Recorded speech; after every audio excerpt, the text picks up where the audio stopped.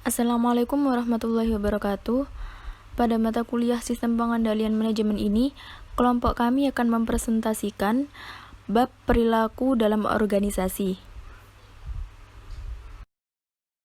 Izinkan saya untuk memperkenalkan diri. Saya Rizky Lemiasari, NIM 013, dan ada rekan saya, Angel Putri Faradea, NIM 033, dan ada rekan saya, Feni Fionita, NIM 065. Yang pertama, jenis dan tujuan organisasi. Menurut pandangan pemegang saham atau pemilik organisasi, ada untuk memenuhi tujuan pemiliknya. Sementara pendukung pandangan pemangku kepentingan tidak membantah hal tersebut.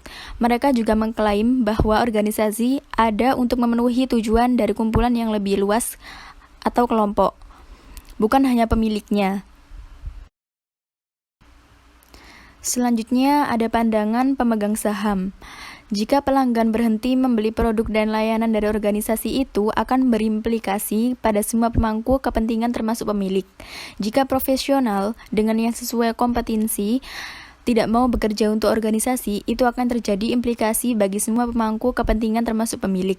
Jika pemasok tidak mau memberikan masukan yang dibutuhkan organisasi atau jika pemberi pinjaman tidak mau meminjamkan uang kepada organisasi, hasilnya akan sama. Selanjutnya, pandangan pemangku kepentingan.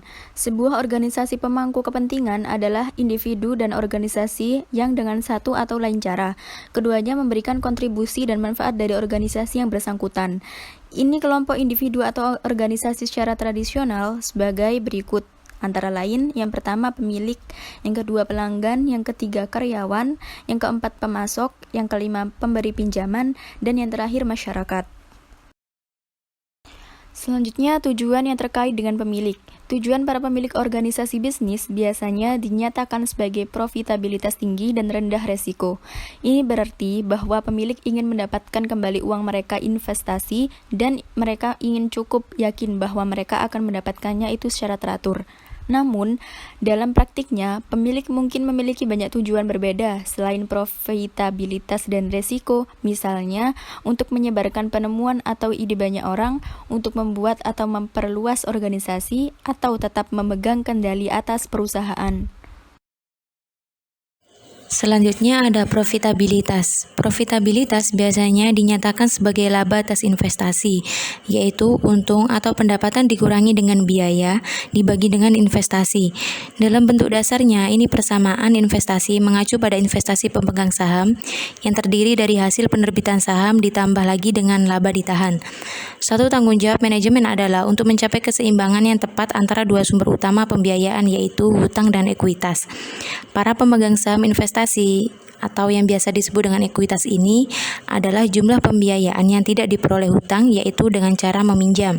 Untuk banyak tujuan, sumber pembiayaannya adalah tidak berhubungan. Investasi oleh karena itu berarti total modal hutang dan penyertaan modal. Kemudian ada resiko. Resiko di sini, pengejaran profitabilitas organisasi selalu dipengaruhi oleh manajemen kemauan untuk mengambil resiko. Tingkat pengambilan resiko di sini bervariasi dengan kepribadian manajer individu. Lalu ada pelanggan. Pelanggan biasanya menginginkan nilai uang yang baik, artinya mereka menginginkan yang baik produk atau layanan terkait dengan apa yang mereka bayar untuk mereka. Terkadang, mereka hanya tertarik untuk mencari penawaran terbaik yang tersedia saat itu. Lalu ada para karyawan. Karyawan menginginkan hal-hal seperti keamanan kerja, gaji tetap, dan tunjangan yang baik, mungkin insentif berbasis kinerja dan peluang karir yang baik. Tapi mereka juga tertarik pada hal-hal yang tidak terlalu formal, seperti yang memuaskan dan pekerjaan yang berarti, manajer yang baik dan kolega yang baik untuk merasa terlibat, kesempatan untuk mengembangkan diri baik jam kerja maupun pengakuan dan penghargaan. Selanjutnya ada pemasok. Pemasok agak mirip dengan pelanggan, meskipun sebaliknya. Pemasok ingin imbalan yang baik atau setidaknya cukup baik untuk materi, produk, atau layanan yang mereka suplai. Tak jarang mereka juga tertarik pada suatu barang hubungan dengan organisasi, karena ini dapat membuat sejumlah keuntungan. Hubungan yang baik di sini akan menciptakan kepercayaan yang menyederhanakan banyak tugas termasuk negosiasi, perjanjian tertulis, dan paling tidak mengawasi itu perjanjian disimpan. Selanjutnya ada pemberi pinjaman. Pemberi pinjaman dalam beberapa hal mirip dengan pemilik, bersama-sama mereka mewakili pemodal organisasi. Pemberi pinjaman menginginkan organisasi seperti itu mampu membayar bunga dan membayar kembali pinjaman yang telah mereka ambil. Ini biasanya menyiratkan bahwa organisasi berada dalam situasi keuangan yang stabil dan sedang mampu menyajikan laporan keuangan yang akurat yang mendukung fakta ini. Kemudian yaitu masyarakat. Hubungan organisasi dengan masyarakat memiliki banyak dimensi.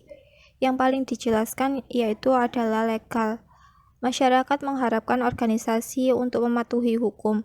Jika tidak, konsekuensinya bisa serius. Tidak hanya itu, organisasi mempertaruhkan pembalasan dari pihak berwenang. Itu juga beresiko buruk untuk citra di mata publik. Namun, ekspektasi ini memang benar timbal balik. Organisasi juga mengharapkan masyarakat untuk mengikuti aturan. Selanjutnya ada tata kelola perusahaan dan tanggung jawab sosial.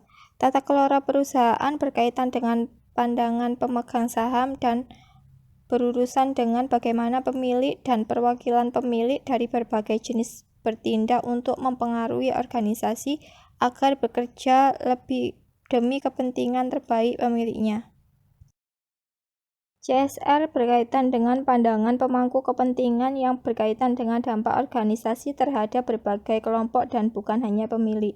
Namun dapat dikatakan bahwa CSR selangkah lebih maju dibandingkan dengan pandangan stakeholder karena berkaitan dengan dampak pada kelompok manapun terlepas dari apakah mereka pemangku kepentingan dalam tradisi.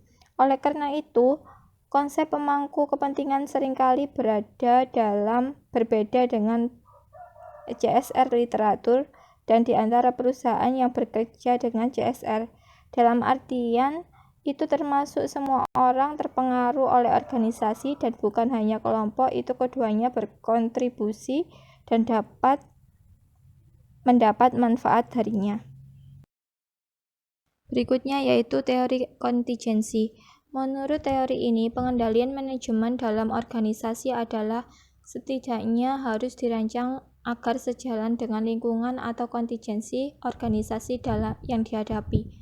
Lebih cocok di antara kontingensi dan kontrol manajemen mengarah pada kinerja yang lebih baik. Jika sebagian besar manajer akan mengklaim dinamika setidaknya dan kompleksitas adalah nama permainan hari ini, banyak yang terkuat tren pengendalian manajemen saat ini tampaknya lebih mengarah pada mekanis. Sekian presentasi dari kami. Apabila ada kesalahan, mohon dimaklumi. Wassalamualaikum warahmatullahi wabarakatuh.